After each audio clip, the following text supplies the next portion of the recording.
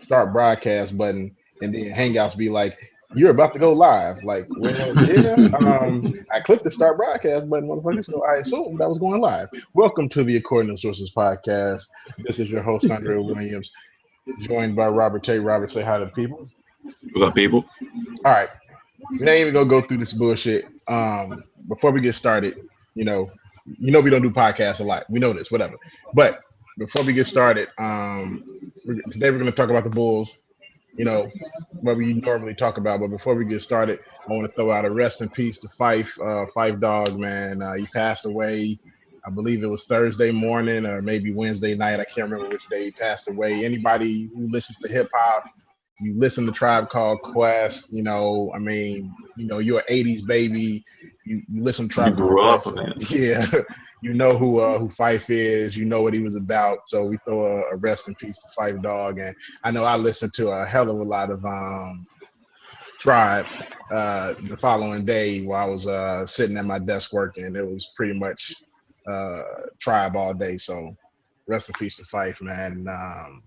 In addition to that, black men, please, for the love of God, take care of yourselves because that brother was very, very young, and his inability to, I mean, he had diabetes, and it was probably his inability to take care of himself with that disease is what led to him dying. So, black men, for the love of God, take care of yourselves. Go to the hospital and actually listen to them. So, with that being said, I am ready to fire the Chicago Bulls. Just get rid of the whole organization. The whole organization from top to bottom. And just to piss Bulls fans off, you want to know what? The only person I would keep is Fred Hoiberg. He the only motherfucker I would keep. Just to piss y'all motherfuckers off. You know what? Because he's the only Chicago, motherfucker that's not culpable he at is this point, not really. culpable. And I'm trying to get this through to Chicago Bulls fans. It's like they Especially don't Tibbs people. yeah, it's like they don't remember last year. The same shit happening with this Same team. shit. The exact same stuff. The only And difference then is not even in not even just in the playoffs. the Like whole year it was throughout, after the after season first December. started. After December, Yeah. they won That's what I that was gonna game. say. They It won that was game against Houston, and everything from that point forward was downhill. And y'all yeah. act like y'all don't remember that. Y'all are the biggest, most ridiculous group of sports fans I have ever seen in my entire life. I wrote an article about 2 years ago where I said the Chicago Bulls front office and Bulls fans deserve each other because y'all are part of the same fucking problem. The Chicago Bulls front office so consistently overvalues their players to the point where they never make a move because they always felt like they had enough. And y'all are doing the exact same thing. Fire Hoiberg. Then what? Then what? You keep Felicio? You keep Bairstow? You keep Snell?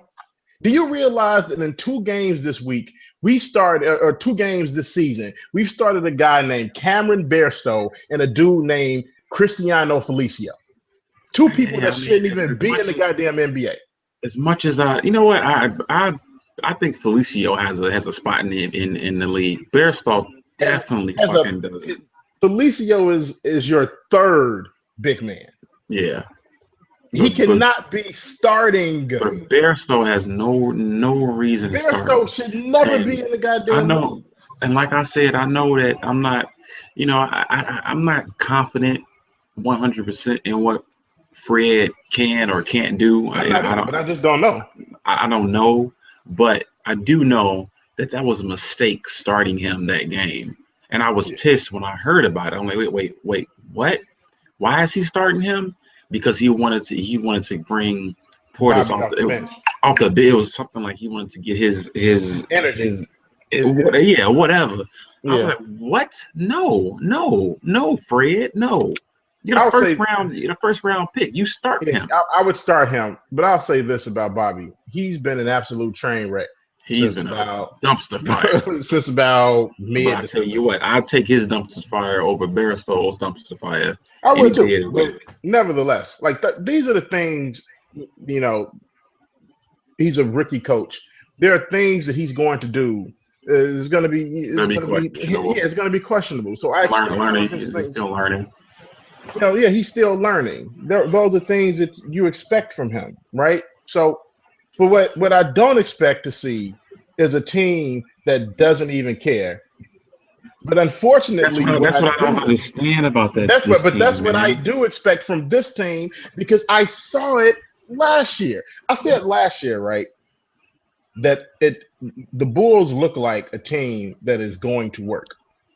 Like they look like there's no casual Friday. I think I said that last year. There's no casual Friday with the Chicago Bulls. There's always suits and ties. It's always buttoned up, you're stiff. Nobody ever looks like they having fun. I said that last year under Thibs. So nothing changed. Like, and Bulls fans are under this impression that Fred Hoiberg has somehow came in and coached the team to losing. Get the fuck out of here. The Bulls got lucky last year. The Pau Gasol played well over his goddamn head for the entirety of the season. Pau Gasol was an absolute offensive monster. Barely got injured until the playoffs. That has not happened this year. Not only is he not as good as he was last year, he's been injured now. The same thing for Jimmy Butler. And everybody else hasn't been as good either. Yeah, the same thing for Jimmy Butler. Jimmy Butler was a better basketball player last year than he is this year. And not only has that been the case, he's also been injured. Nikola Mirotic was a much better basketball player last He's year than he Nicola was this again. year. Yeah, yeah. But he is not only has he been worse than this year, significantly worse, he's also been hurt. And just to throw in another goddamn hitch in your plan, he's been hurt at the same time that Jimmy Butler has been hurt.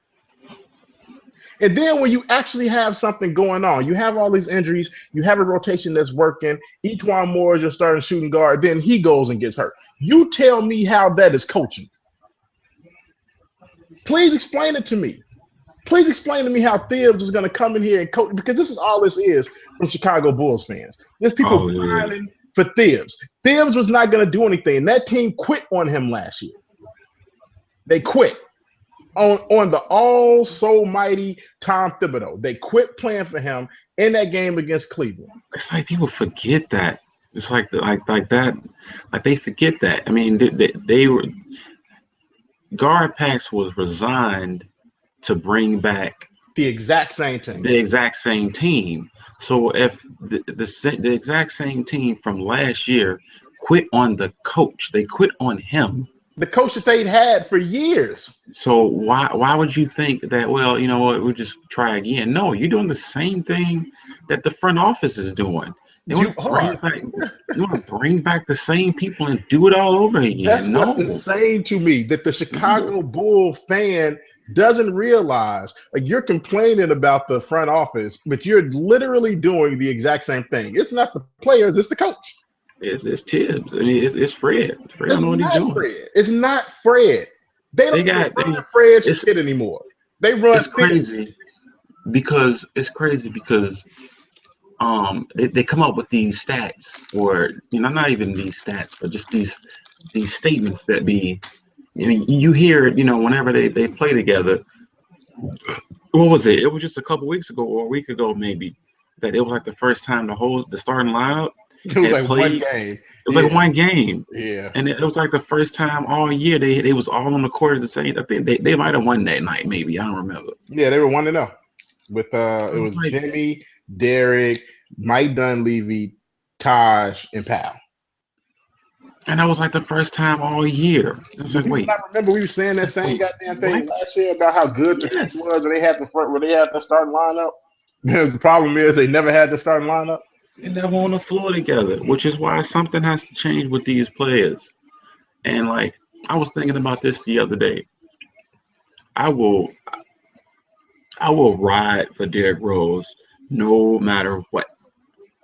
He's not the same player. Not even that. Like, I'm okay with his game and what he's able to do and what he's not able to do. But what I don't like about him is, I know his personality is his personality. That, that's fine. It's just that he doesn't have that leadership quality that he needs to have. That this team needs That's to what I mean by him not being the same player yeah, because he just he doesn't have it. He just kind of he goes about his business. He's more of a hey, watch what I do. but what Watch he what I used to do. do was so spectacular, right? Right. That But it now it's just galvanized. But now yeah, it's just okay. okay. It's just okay. And you can't blame him for that because he's had catastrophic fucking injuries. Yeah, But this team needs they and need and they that's not need him. they That's they, not they him. need I know that They need Noah. they need I was gonna say they need his ability with Noah's head. Like could you Yeah, imagine Derrick Rose's ability with the heart and the fire of Noah? I mean, you can win. And there's a such thing as willing your team to a win and yeah. firing the guys, and he But does it. that's he He'll doesn't do do it. that, You'll watch him, and he'll do some shit like even now and he just goes down the court. some amazing shit, and he just kind of walks away. It's like, no, dog, you need to fire up your team. You have to. As corny and as cliche as Yeah. it sounds, it's they need that, and he doesn't do it, and it's sad because they need that. The fire that their coach, He's who actually been awesome. yeah, their He's actually coach, been who awesome. I'm not 100% blaming, who I'm not 100% letting off the hook, but he doesn't bring that either because No, he he doesn't. wants to keep a Yeah. cool head because of his condition or And he whatever. also he doesn't want to keel over Like on if I can on die the bench, on the sideline, which and that's I get cool. that. That's fine. I mean, but they used to because I think For all that don't know, we're talking about Horberg there's multiple heart surgeries. he has a heart condition, so that's why he doesn't wear a tie because he wants to be loose because he doesn't want to have a heart issue, which he just didn't he have it replaced or whatever a couple Yeah, he had a valve right replaced before. or something like that. Yeah, Yeah, so yeah. But the thing is, I think I'm gonna piss some people off here, right? I think Tom Thibodeau gets way too much credit for what those Chicago Bulls teams did, in particular, the second, the meniscus tear, the first one. he's getting especially more credit now because of what this team is doing now You want to know versus what what though? they did. Uh, He gets way too much credit, and Joakim Noah doesn't get nearly enough. Nope, Joakim because he's Noah, not an offensive dude. yeah, Joakim Noah was the engine that made those Derrick Roseless teams go. It was not Tom Thibodeau. I love Thibs. He's a great coach. But if you don't have great players, no coach is good. Go look at what San Antonio did the first year your boy was the coach. Go take a look. I can't even think back that far. It was 90 because he had fired out. I want to say Because he I came feel like down to coach, right? he came down to coach. He had fired was it John Lucas? I think it was John Lucas. I think he fired John Lucas. So I think it was the 95, 96 season because that was the season that David Robinson had really, really hurt his back. And they ended up obviously getting Tim Duncan the following year. So whenever Tim Duncan came into the league, look at the year before that with no David Robinson. You know what I'm saying? No Tim Duncan. It was just a bunch of garbage ass players. And I want to say, let me see what they did that year. That year, they ended up going. What did they get? 20. They went 20-62 with the so great Popovich, right? He's great, right? Was he great then? No, I'm not. It's an honest question. Was he great then? He couldn't have possibly have been great then, right? It's not possible for him to have been a great coach with a team that went 20-62. Why did they go 20-62? Why didn't he coach them up? Because that's what everybody seems to think is going to happen. You're going to coach these guys up. You're going to coach a team with lack of depth and no talent. Just coach them up to wins. They should have won 50 fucking games that season. They had the great Greg Popovich. Greg Popovich went 17-47 that year. They got rid of Bob Hill. He got rid of Bob Hill because he started 3-15. He stepped down. He went 17-47 with a terrible goddamn roster. Let's look at this roster. You had Corey Alexander, Greg Anderson, Joe Courtney, Vinny Del Negro, Sean Elliott, Darren Hancock, Avery Johnson. Get the fuck out of here with this goddamn team. So, you know, coaching can only take a team so far. And then it becomes about the players, right?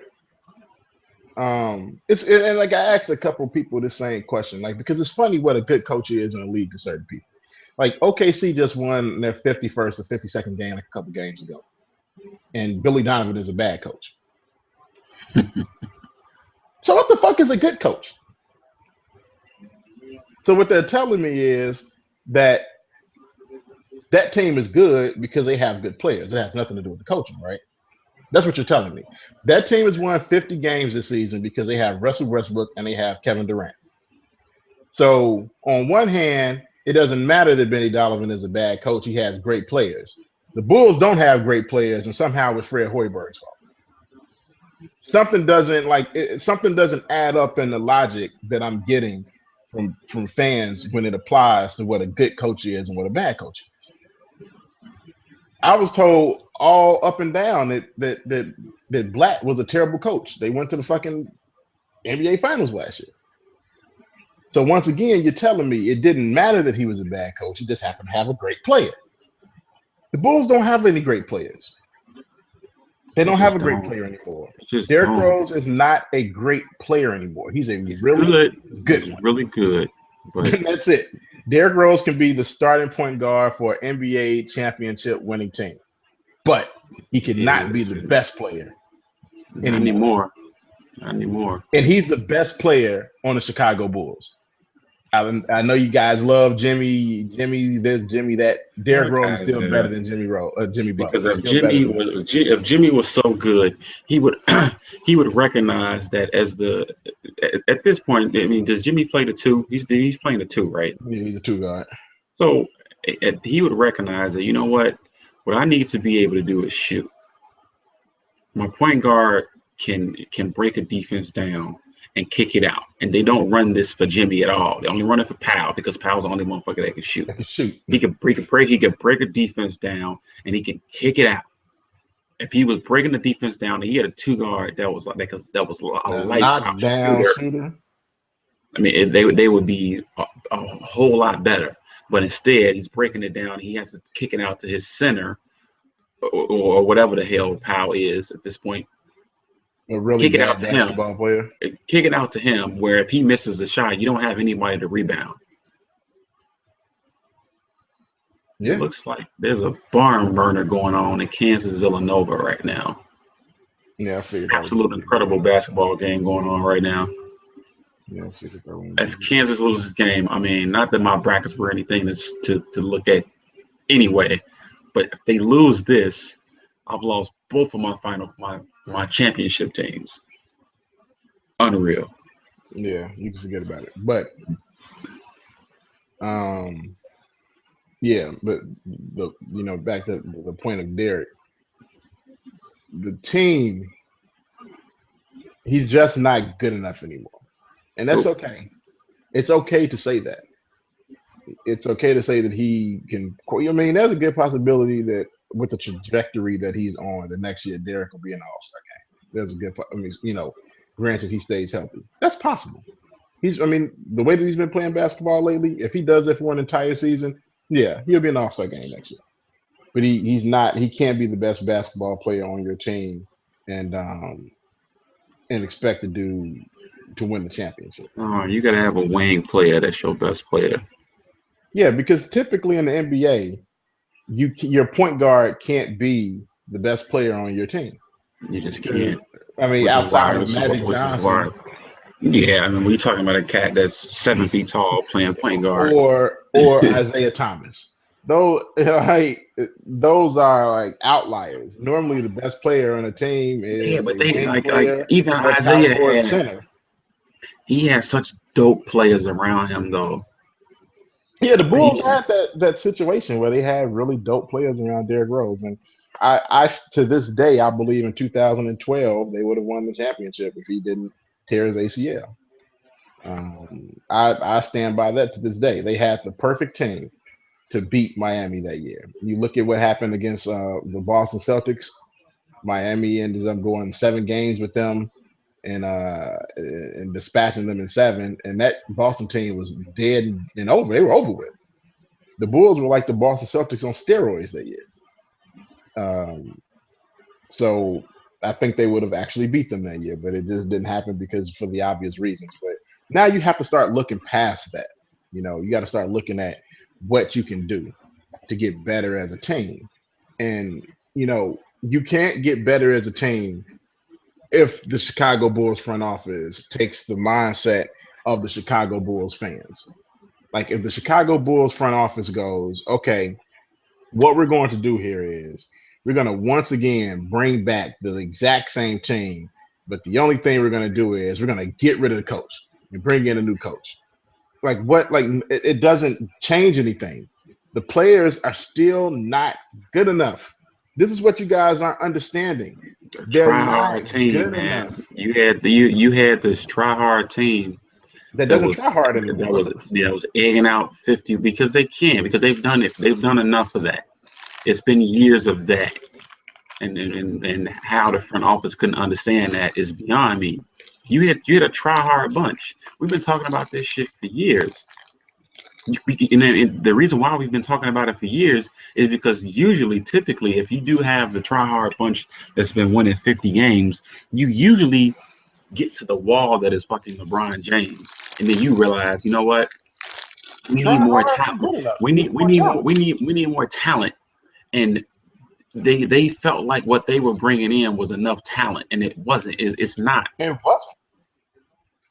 Like you look at the like I really really do think that Doug McDermott is gonna be a really good basketball player in the league. Huh? I think Doug McDermott is going to be a really good basketball player in the league. I don't think he'll ever As long as justify he what the can Bulls gave up. continue, no, no, not at all. As long as he can continue to play with confidence, and But you look Kansas at what the just Bulls. gave up the game. Unreal. Good job. Good job, yourself. Um, Yeah, I know that makes you Damn, feel like that. that makes me feel good. I went to Illinois. Fuck yourself. Um, um, but you Hell look at what yeah. they gave up to get Doug McDermott and the players they could have acquired. Um, uh, Yurkic from Denver, Gary Gary Harris Harris. that's in Denver, Rodney Hood who's in Detroit. Did I say Detroit? I meant Utah. Yeah. Um, I don't know why. For some reason, I was just thinking Stanley Johnson. I don't know why, but Rodney Hood who's in Same Utah. guy. Um, you look at the Marquise Teague draft pick when Oh you my could have had God. Draymond Green. You You look look at at the Tony Tony Snell Snell when you when you could have could have had had Jordan, Hardaway. You could have had Tim. You could have had Tim Hardaway Jr. or who I had my eyes set on that draft was Georgie Jang. Or They him. needed a big man, and I figured when he was still there, I'm like, cool, that's what they gonna grab. That's who I wanted. I had been watching And they Louisville went. They games went and got all season, and they went and got a cat that whose name I didn't know nobody anything, had never who heard of. I had to Google and who I had to watch videos on Draft Express about To see to who the find hell this guy was. what his game was. And I convinced myself. I remember watching We them all did. videos Like, oh, he and might be going, good. okay, he can shoot. He's a long dude. They need some length because they love small fucking guards. Yeah. But they bring in the cat that's supposed to be 6'6", 6'7", whatever. Cool. And he can shoot. All right, cool. They need that. No, they needed a big man. They still need a big man. Years later, and they still haven't gotten one. Nope. Well, they could have got one, but they traded 18 draft picks for Doug McDermott. Where you could have got your shooter and your big man, and had some depth so that when Powell goes down, you bring Yurkic in, um, and start grooming him. You got Powell down, you got Joe down. Now you got a young big dude that you can bring in with Bobby. Now you got a young center and a young power forward, as opposed to having a young power forward and basically that's it. Like the Bulls aren't young anymore. Nobody on that team is young, with the exception of Jimmy Butler and Doug and Bobby. And Jimmy's not young anymore because he played under Tom Thibodeau. and he's not young anymore because he's playing like he's still playing under Tom Thibodeau. Because another Wow. thing that we should talk about is about how somebody needs to save him from himself. Who? But Jimmy, Oh yeah, definitely, definitely. Even like Jimmy told you in at the the beginning beginning of of the the year, season. I He want to play told every you. game for a He bet I told got with you my goddamn for a trainer. bet with my trainer. He told you. He told you then, and I said it then. I'm like, that don't sound right. That don't sound good. You don't need look to in today's athlete. Today's not athlete. Today's NBA player. There's no reason unless you're 100% healthy, unless you're fucking, Steph Curry or somebody, and you're only You're never playing playing in the fourth X. quarter. Yeah, you're chilling. You know what I'm saying? There's no reason for you to play every game of the year. LeBron doesn't do it. Nobody does it. Nobody on the Spurs does it. There's no reason for it. 82 games. We've all come to agreement that 82 games for any NBA game season is too freaking long. So you don't have to play every game to prove anything, Jimmy. What are you talking about? Why? We just had this conversation last year about Tibbs, didn't we? We Hmm. just had this. I don't know if he was among the players that wanted him gone. Look at Apparently Kansas. he was. Look at this shit. Look at these fools. Don't put But your heads down now, assholes. But we just had this conversation last year when we was like, look, Tibbs, you don't need to go balls to the wall every fucking night. When you're winning by 20, sit guys down. And now here it is the next season. You got one of your best players talking about, I got to bet with my trainer and I want to play every game. No, you don't fucking need to. What are you talking about? the fuck are you talking about? Are God, you out of your mind? Have you lost your goddamn mind? you We think you need you helping? healthy. You think you helping us if you out there and you're only scoring 12 points? Man, I don't know. I But know they need fucking talent. Give me a small forward that's dope. athletic wing that can run the floor and shoot the rock a little bit. Um, Rodney Hood. Yes. Rodney Hood. He can run the floor, shoot the rock a little bit, defend a little bit. He's a big wing that can get out there and defend some of these bigger wings where you don't have Jimmy doing it every single night. Um, like a Justice Winslow, things like that. I was thinking about it more and more with the way that the season is gone, and now that I want everybody gone, they should have traded Jimmy to Boston for them goddamn draft picks. That'd have been great. They should have traded Jimmy to Boston for those draft picks. They should have traded Powell to Sacramento for some draft picks. They need to trade Derek if somebody will take him. There's some draft picks for him. They need to get rid of everybody. And like I said at the beginning, fuck you, Bulls fans. Keep Hoiberg and get rid of all of the players and the front office. Do that. Do that because it is egregiously irresponsible for the way they put him out there with the team that they gave him and expected him to be able to succeed.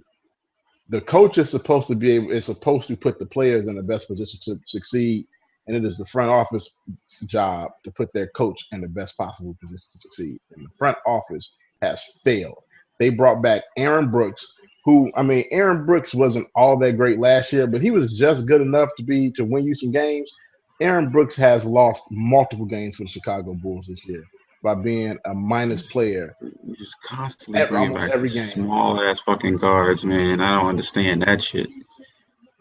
It is It's a prereq to a be a backup prerequisite guard to for the be. Bulls. You got to be 5'10". It's like, well, you backup guard now. You're too tall, bro. We need 5'9" we guys need in here.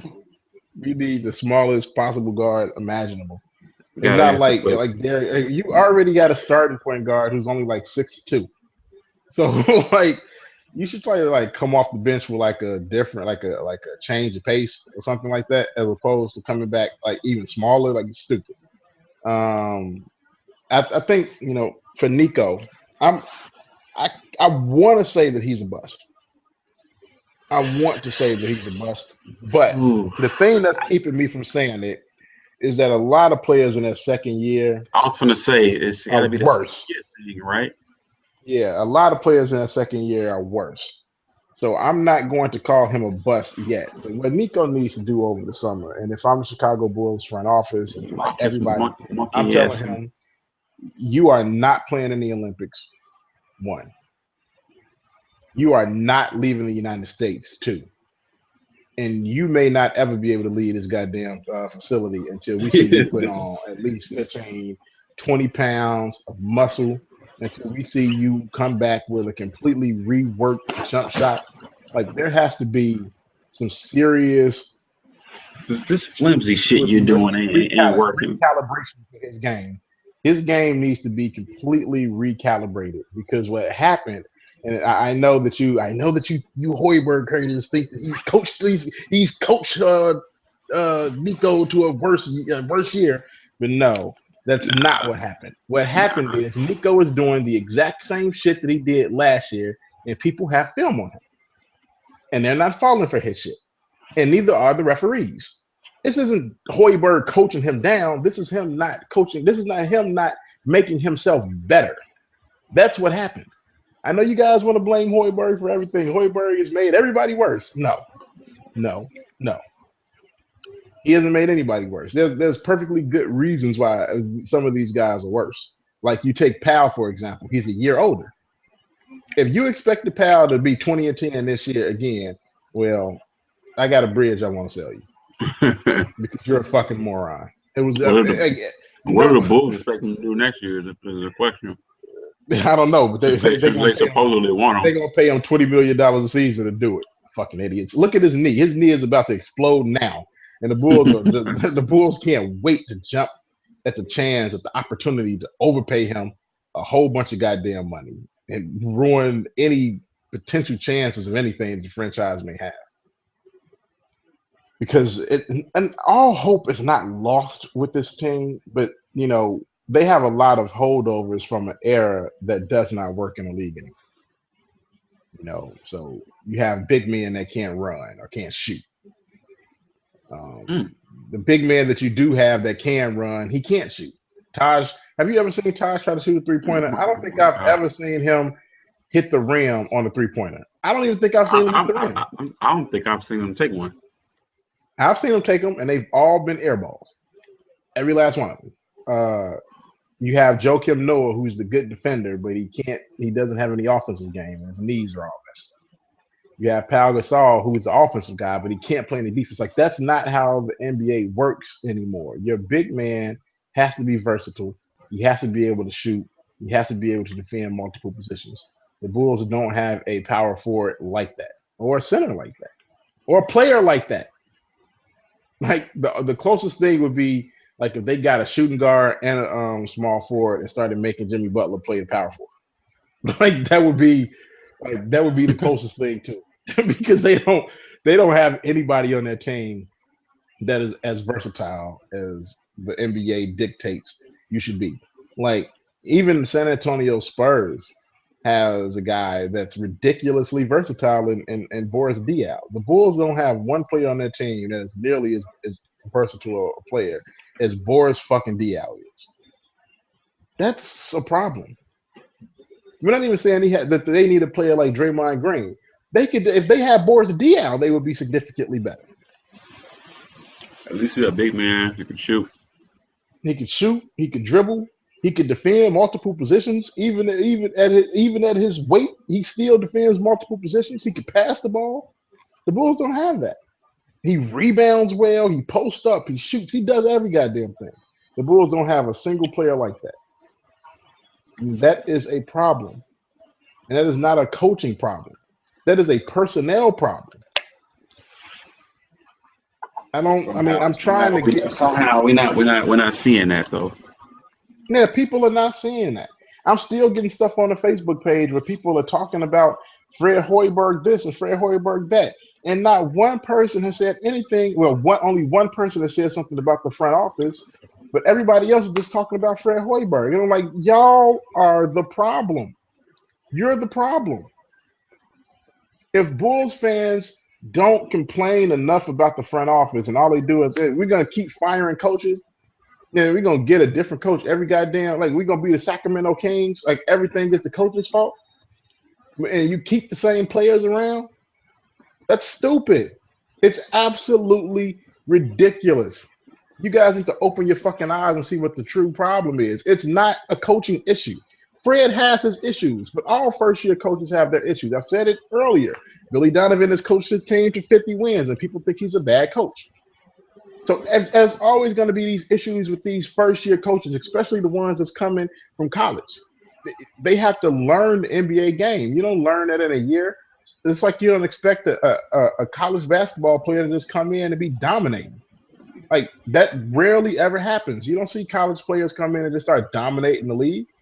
Like that is a very, very special subset of players that actually come in and do that. So why do you expect a rookie coach that comes from college to come in and just be like, okay, everything I'm doing, I'm drawing up is going to work. Every fucking play that I put on is going to be perfect. Like that's not how things work. So for you to just think, okay, we're going to fire this coach after his first year is stupid. I don't judge anybody after their first year. Damn near, I don't judge many people after their second. Like, what, could you imagine that at your job? Could you imagine at your job? Like, let's extrapolate this shit down.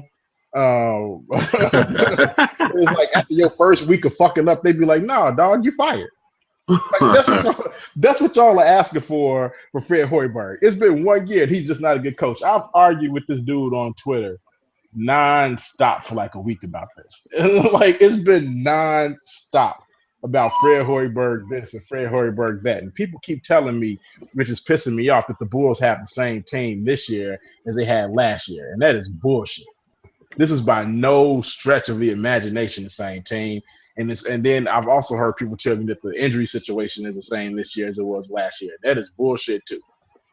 Absolute positive bullshit. Only 2 people on Chicago Bulls team are slated to play more games this year than they did last year. And I'm not counting Etwan Moore because he barely played last year. So we're talking about Derrick Rose and Taj Gibson. Everybody else is slated to play less games. Tell me why. Tell me how that equates to things being the same. It's not possible. It's not possible for the 2 things to be the same. So you can't judge them like that either. You can't just try to put one season up against another and be like, well, the only difference is the coach. That's stupid. That is the most rudimentary way of judging anything. Just doing the side by side and saying, well, this is the only difference. Like, come on, man. Like, come on. I know y'all are smarter than that, man. I know y'all are. I'm a Bulls fan and I'm not stupid, but some of the shit that y'all are saying is absolutely stupid. Fred Hoiberg is not the problem. He's a symptom, but he's not the problem. The team is the problem. The lack of NBA talent is the problem. Lack of NBA depth is the problem, and the lack of a real NBA front office. He and Fred's not able to get out of what this group, what Tibbs was able to get in his first 4.5 years. That's fine. That's fine. These aren't his guys. Not everybody could, and yeah, it's understandable because you gotta also realize that a lot of those teams that Tibbs was getting stuff out of, he was catching these cats in the beginning stages of getting something out of them. Yeah, like cats that's another thing. That were still young, fresh and young and hungry. Young legs, like Taj. So you can get cats to you can hell, Fred got. I would argue that Fred got more out of McDermott to play. He actually made him into an NBA basketball player. He told him, look, you can play, so just play with confidence. So he did that. But those are the things that people don't look at. But some of these other cats are just older, and there's only so much you can get out of these dudes, man. With all the cats that's not moving around on defense, they're just standing around. So, but I want somebody to tell me, how is that Fred Hoiberg's fault? Do you think he's in there coaching them to not play defense? He's out there saying, fuck defense. I just want you guys to run and shoot the ball. They know what they're supposed to do. They're not doing it. They've done it before. And the thing that people are not realizing or even remembering is that this slip started last year. Real quick, are you watching this Andre Ward fight? There's some hitting going on in this fight. Ward is this boy is giving them some work. Yep. He's Is not, it Ward Showtime? knocked him. It's a HBO. Let me turn Um, this on real quick. Ward knocked him down a couple rounds ago, but they are exchanging some hitting going on. I don't even know what this kid is, I but guess I'm turning it on. he giving him some work. It's only in round But 6, so good. I get a good opportunity to watch a little bit of this fight thing. But I'm glad that we've gotten on this podcast and talked about it a little bit because I saw your tweet where you were like you were ready to blame Fred, and I was like it's I like, was hoping. at this point, I have to give him some kind Yeah, of blame. but yeah, some of I yeah, can't. Like I I said, said I can't. I don't blame him Like completely. I waited all season because I was okay with not blaming him in the beginning and saying, you know what, he's a new rookie coach, but just some of it though. I mean, Yeah, since some of it is his problem. He's he is part the of it. coach, so Yeah, he has to take I have culpability to for give some him of it. some blame. So that's why I said, Yeah, but I'm ready to give him some blame now. I wasn't yeah, at you first, but definitely now I blame am. him. You definitely can. But his coaching is a very, very small part of the problem. Oh yeah. Oh Like, yeah, and I don't think you can only coach Bulls mediocre NBA talent, or talent. hell, you can only coach ghost talent Yeah, because when I your think a players lot of aren't people on. think that Theos was coaching like talent level like this. Nah, nah, nah, nah, nah. You had Nate Robinson, you had Marco Bellinelli, you had a healthy Joakim Noah, healthy Taj Gibson. Like, nah, he wasn't coaching teams with this Healthy severe Luau. lack of talent. Healthy Luau, actual living Kirk Heinrich. Oh man, You know what I'm saying? Like, he wasn't coaching teams that I'm were living. this devoid of talent. He was coaching teams that were devoid of Derrick Rose. Yep. That's it. Like, that's the only Everybody is thing he just was like missing. Yeah, the beast mode. That's all he was missing. All he Steph was Curry, missing Draymond, them. was Derrick Rose. He was not missing talent. His whole team. So a whole team of untalented individuals. He wasn't starting cats like Bear style. Bairstow, he never had to. And another thing is like people are saying, like I've gotten into an argument on Twitter about Jimmy Butler, and I've read or heard on Twitter, and I've read people say that Fred Hoiberg is overplaying Jimmy Butler, and it's been likened to what Thibs did with Joakim Noah, uh, the Charlotte game, the 42-minute overtime game, meaningless overtime game that pretty much ruined Joakim Noah's career. And I want to call bullshit on that. Two completely different set of circumstances. First of all, one person was completely cleared to play basketball. The other person was not completely cleared to play basketball. He damn sure wasn't completely cleared to play 42 minutes of basketball. Two, that Chicago Bulls team's record and seeding had been set. It was the That last was game of the season. a completely meaningless basketball game. They knew that going into it. This Chicago Bulls basketball team is fighting for their playoff lives. So there is no way that you can relate those two things to each other. I think people are I, more so relating it because after he came back from that yeah, he played the minutes. He played he those played minutes. 30 something odd minutes, and It then was 37 and then 39. he ended up missing the next game Yes, because he did. his knee swelled up again. Now, as the coach, when they tell you that he's cleared to play, you play your player, right? If you're fighting for the playoffs,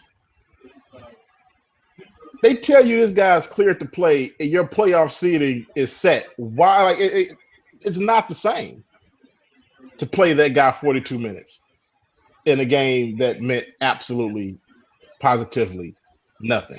I just feel A like game that the situations are just so different because you at that point when he wasn't playing cats like Tony Snell and who else wasn't he playing? It was like it was like intentionally not giving not other playing. guys a look. Yeah, man, He that is wasn't giving not other cats a look. the problem with Fred Fred Hoiberg. is giving guys a look. Like, give me a look, man. Just give me a look at least. Like, at least let me show you that I can play a little bit. Like, like Tibbs was specifically not giving Tony Snell any run when we all thought that he could be a viable option. You know, when we thought that. I mean, at least give a cat some consistent run. Tony Snell got consistent run this year, and he And proved that consistently he wasn't bad, that he and wasn't good. yeah, he finally showed you that. All right, I'm not an NBA player. You know, at least not for this team. I'm not. So, you know, that's all you ask is to give cats run, and Tibbs wasn't doing that, and we all agreed that he wasn't Yeah, doing that. Except, that's you know, there's all the smart asses that was saying, you know, if all your hopes and dreams are lying on this, you know, player X, then you know that's a problem. No, we're not saying that. We're not saying that. We're just saying give other cats a run. right. Give other cats a No, run. Give them some consistent run. In order to get cats rhythm, they need run. It's really that simple. and Fred is out there. He gave Tony Snell as much opportunity as he could possibly give him. Run. This cat was starting. This cat was And starting. he lost his starting position because he's garbage. Um, and another thing, like when we're talking about the talent on this team, like man, I think Bulls fans psych themselves into believing that they have a better team than they actually do. Like you won 50 games last year, so you think that you have a good team. No, the Bulls were not a good team last year. They were just better than the other teams in the East. Hmm. That's it.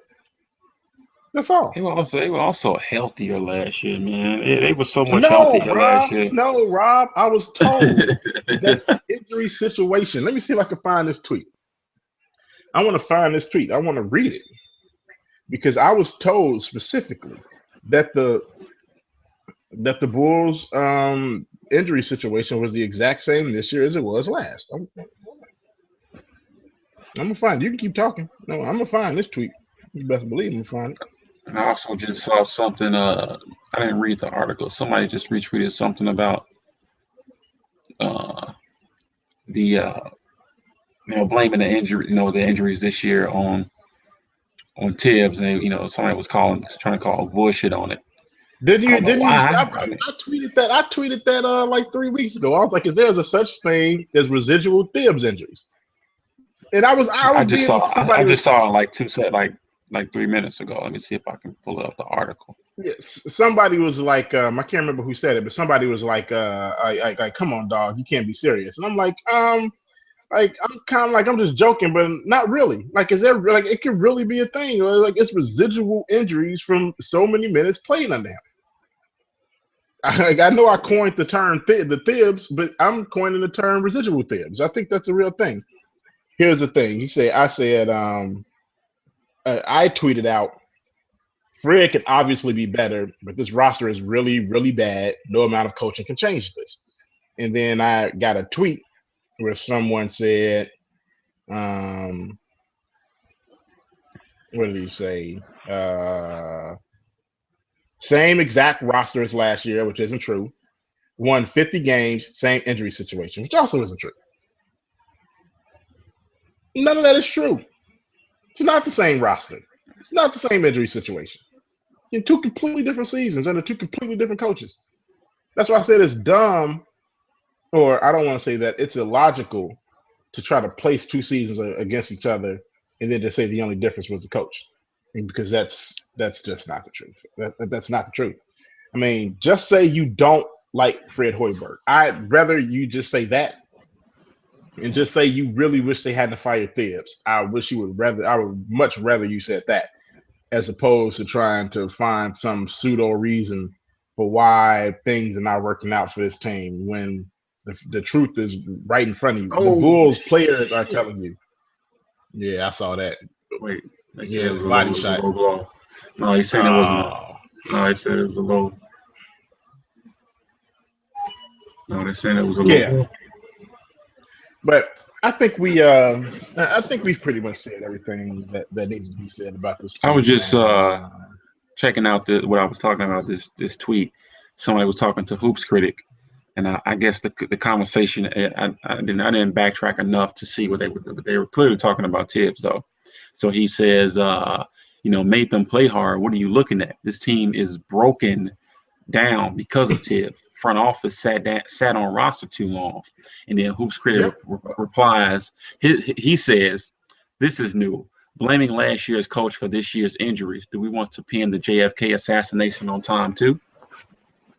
No, but I do think it's possible that that a team can be broken down by the previous coach and Why the why is that so? roster. Why is that such a hard thing to grasp? That these players, I mean, you say it all the time. I mean, apparently he said it in whatever tweet he was responding to. He said, when he says made them play hard with a question mark. So apparently, Hoops Critic was saying that Tibbs were getting these guys to play hard. You don't think that maybe, possibly, maybe he was Grinding those dudes he was into, playing them. He was getting them to play really really and hard we loved it. outside of yeah, because they were winning 50 games and they were grinders and all of this. They were remember those first few years of Tibbs and they were scoring 80 fucking points a game and winning. Do anybody remember that shit? Nobody remembers that. They were like the top between It was them. Derrick Rose and a bunch of defensive players and Yeah, rebounders. they were fucking winning games, but with eight was only scoring 85 points, and they were like number one, number two, or whatever, top three in the league in defense. Defensively and rebounding. The offensive rebounds because they missed so many goddamn shots. But everybody was playing like Luol Deng has just now recently recovered from It the took a things while. It took a while. of Everybody not assumed playing a that wherever bunch of. he was going to go, he was going to go and he was going to be the Luau Dang we have been seeing here, and he's going to be dope. And he fell into a black hole of oblivion for what, He was two injured a seasons? lot. Yeah, the first year when he went to Cleveland, and then The he ended black up going hole. to going to Miami. Last year he wasn't really good in Miami, and I want to say for like the first half of this season he wasn't that great. But lately, Luol Deng, like I want to say maybe since like December, maybe January, Luol Deng has been awesome. He's been Yes, absolutely awesome. I would say maybe January, maybe late, maybe even late January when they lost when they lost Bosch and he stepped in and he's been playing great. Yeah, he's been playing great basketball, and it took him a while to get over, like, to just be normal again. Like his body, like I don't think people realize, like Tom You Thibodeau know what's tried to kill crazy him on the court, and then the front office tried to kill him off of it. You know what's crazy though? Oh my God, why would he swing like that? You know what's crazy is that the narrative when he went to Cleveland and wasn't playing well was because he wasn't playing with Tibbs anymore. Yeah, That was the narrative.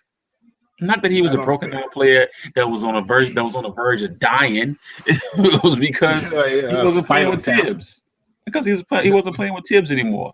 He wasn't in Nah, Tibbs' he like wasn't in I'm telling Tibbs' you, system. it's way too much credit given to Tom Thibodeau, and not. I mean, he motivated those guys great, but those guys had to actually go out there and do the stuff, right? And when you do like Derrick Rose played his ass off that first year under Tom Thibodeau and won MVP. He played his ass off for a majority of that second season, and I feel like had he not gotten hurt, been as hurt as he was, he probably could have won back-to-back MVPs because he was playing just that well, and the Bulls were winning just that much. But it took a toll. Like all of that playing hard and playing through took a toll. Same thing happened to Joakim Noah. Same thing happened to Luol Deng. He just happened to get with a team that manages minutes a little bit better than Chicago Bulls does and actually cares for their players. The same thing happened to Taj Gibson. Taj Gibson is not the same Taj Gibson. He doesn't jump as high. He doesn't run as fast or as hard. He doesn't slide over as much. People blow by him a little bit more. That's from playing hard for so long. That's not a detriment to Thibodeau either. It's just a fucking fact. Like nobody's blaming Thibodeau for that, for making his guys play hard. But there are consequences to playing that hard for that long. And the Bulls are in the middle of figuring out exactly what those consequences are. It's a busted up Jimmy Butler, it's a busted up Joakim Noah, and it's a busted up Taj Gibson. That is the consequence of playing so hard for so long. So many years. That's not a knock That's on just what's Thibodeau. gonna happen. It's just what's going to happen. Like you can't play football for a whole bunch of years without there being consequences to that, right? You can't play any sport for a bunch of years without there being consequences. And the same thing, like, and if you play especially hard, the consequences actually just happen a little bit earlier. Joakim Noah's knee fell off. Taj Gibson's athleticism went, and looks like Jimmy Butler is in the middle of figuring out what the consequences are for playing so hard for so long.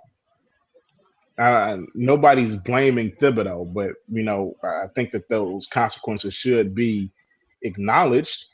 And I also think that as much as you want to blame a first-year head coach, I think you need to give him a little bit more time to learn the NBA game, and that you definitely need more than 1 year to do that. And I think you need to allow for him to actually get guys that are going to run his system. Like I said, they haven't been running his system, I want to say, since like January, maybe even December. They've been running Tom Thibodeau stuff, and because the players are just more comfortable with it. But I can almost assure you that Fred Hoiberg isn't. He's probably not all that damn comfortable with running somebody else's stuff. He probably wants to run his own stuff because he feels that his stuff can work. And the Bulls don't have a problem with scoring points. Their problem is not being able to stop anybody. And they can't stop anybody because they got a 37-year-old center who can barely run. And when they had another center who could actually run and who was starting to get better, he ends up getting hurt one and then comes back and getting hurt again, and he's gone for the season. And Taj is the only halfway decent big they have that plays defense, and he doesn't play defense as well. He just doesn't. He can't. There's certain guys he can't defend. He can't fucking guard. defend Porzingis. He can't guard No. Porzingis. Are you kidding me? We was running, blowing by him like he wasn't there. Blowing by him, shooting over the top of him, basically doing whatever the hell he wanted to do. Because he's 7 feet taller than Taj Gibson. You got to stack another Taj Gibson on top of Taj Gibson to reach up to Porzingis. So you can only ask so much of him, and right now they're asking everything of him. You know what I'm saying? Then not to say that Taj is a bad defender. It's like you can't expect for him to do everything. And right now the Bulls are expecting for Taj Gibson to do everything, and in some respects, it's not fair. Taj gone. As much as I like Taj's heart, he over the past few days, he's spoken out and said the stuff that's made the most sense. Even Jimmy's quotes tonight have been garbage, but Taj's quotes over the last couple days have been real. Have been spot on. Hey, we were losing a trash team. We're embarrassing, and I don't know. We're embarrassing. I don't know what the problem is, or why we can't keep saying the same shit. We can't come in here and keep talking to you guys and saying the same thing. We can't do that. He's speaking real. And you got all these other stupid quotes coming from cats like Jimmy Butler about his body and not his mental. Derek had a quote a couple games ago when he was just like, "Man, we got to come in here and play some fucking defense." Like, I want to hear that. I don't want to hear all this nonsense about looking in the mirror. What would Jimmy say? I'm hurt. I know I'm hurting the team. Wait, what? You know that? Then sit your ass the fuck down. Sit your ass down, then. What the fuck does that even mean? I want to hear that you are embarrassed of what you're out there doing, and if the truth of the matter is you don't know what the problem is, then say that. Don't tell me about how you need to figure it out. Tell me you don't know, because you clearly don't. You don't know what the problem is. But I think they all know what the problem is, but obviously you can't say it because these are your teammates. The problem is they just don't have enough talent. That's the problem. And there's only one way you could fix that, and that's by getting rid of a vast majority of the people. I've said it. The Bulls can only keep at a maximum five of these players that they have right now, and that's maxing out. You can keep Derek, and this is me. This is me. This is me going. This is the real. Like, obviously, I don't want to get rid of everybody. Like, you can keep Derek, you can keep Jimmy, you can keep Doug, you can keep Bobby, you can keep Nico, maybe. And maybe you can keep Etwan Moore if you think he's a good backup shooting guard. So at the maximum, I was just reading something where if they give him the money, they're basically handicapping themselves. But well, you then have to you get can't keep. creative. Then you got to get creative. Then you got to do something. Make some Then you can't keep trades. him. Yeah, I just read it like You a can't keep little him. earlier. You got to let Joakim Noah go. You got to let Pal Gasol go. Yeah, that's what it was. It was Uh, if they give Noah the money and then no, decide to Noah's out of there. I No, you know. got to let Noah go. I'm just saying. For instance, if they decide to do that and then more, that's it basically. Yeah, you So can't. you You so can you only so keep you your would own so players at that point. so, so you would be doing the same thing all over again. Yeah, you be bringing back the same thing. That's why you can't keep either. Gasol has to go. Joakim Noah has to go. You have to give. You have to open up that money to see what you can do to get younger, quicker, better. That's what you do. And if you don't do that, if that does not happen, if by some ridiculous stroke of bad luck next year I see Joakim Noah and Pau Gasol in the Chicago Bulls uniforms, then there's no other course that I could take besides murdering Gar Forman and John Paxson. Like, that is the They gotta only go. course of action that I could take. They gotta go. They gotta go. They gotta go. That's it. We look. I tried to reason with you guys. I tried I to give you an try. opportunity to do better, and you wouldn't take it. So now you gotta go. But I think we said our piece about the Bulls, man. It's been a fairly disappointing season. Um, I've been the only good thing about the season is being able to see Derrick Rose come back to some semblance of himself and become a good NBA basketball player again. I think this is the role that me and you have been talking about all season. That this was the year that it was going to take for him to get himself back into the thick of things. And it's going to take some time, and he's starting to show you that look, I'm fine. I'm fine. I had to miss a couple games this year because you know after not fucking playing consistent basketball for 3 years and having multiple surgeries, this is just what it is, and Yeah, that's fine. And now, I'm assuming that next year will be next filled year with is going to be the one where he it took the step. won't it won't be nearly as many injuries, and you'll just have Just consistent Derrick Rose play. consistent play. You just need something. You need something else though. You need some Yeah, defenders in here. you need some You need better rebounders, some some shooters, better wing players. people that can run with them. You need a big that can I'm run with glad them. they're going to the lottery though. Yeah, because they can find a young player that they need. Hopefully, yeah, maybe You never know. we putting that shit We got in that the front office. hands. We putting this in the hands of the two goofballs in the front Goobers, office. Like, fucking goobers. fucking But Joshes.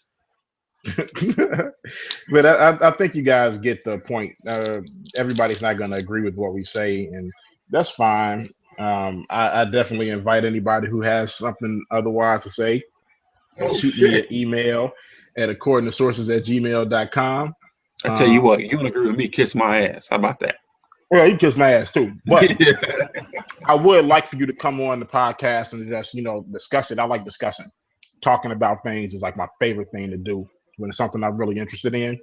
So if you disagree with me, shoot me a message at accordingtosources@gmail.com or send me a message at A2Sources on Twitter or hit me up on Facebook. It's According to Sources. You can get in contact with me in those 3 ways. Hey, maybe we can talk so we can holler at Adam Silver and see if we can get him to rig the draft again. Like how we So got we can get Rose. Ben. Maybe. Like how we got Rose. If we can get him to do that for us. At Hey, this point, I take Simmons, I take Buddy from Oklahoma. I Buddy got a from 20 on it. What you Oklahoma. got? I could chip in 10. I mean, he don't need that much, right? Yeah, I mean $30 would be good. Yeah. That's cool. That's all they need. But before we get off, I do another podcast, or have been doing another podcast before I started doing this one. It's called the ETMF podcast, right? And that podcast we talk about video games, pop culture, politics, movies, comic books. We talk about all that stuff. But that podcast is actually turned into a podcast network. Podcast network that According to Sources is actually part of. We have a couple different people on that podcast network now. Obviously, ETMF, According to Sources. We have a podcast that's devoted to music. We have 2 beautiful young ladies that talk about everything from movies, music, pop culture, just like feminine issues. They're pretty dope ass women. We have another podcast called Curses and Cursive. This is a dude who's just gonna be ignorant as hell. That's what he's doing. And another podcast that's devoted to just movies is called E-Man Reviews. He's a dude. He's a guy from Chicago, brother from Chicago, deep into the critic scene in Chicago. He goes to all of the movies before they come out. He gets screeners, gets to watch the movies, and he reviews them. I say all that to say this. Check out the ETMF podcast. This is an ETMF podcast network production. I am Dre. That is Rob. This is According to Sources. And we are out. Peace. Peace.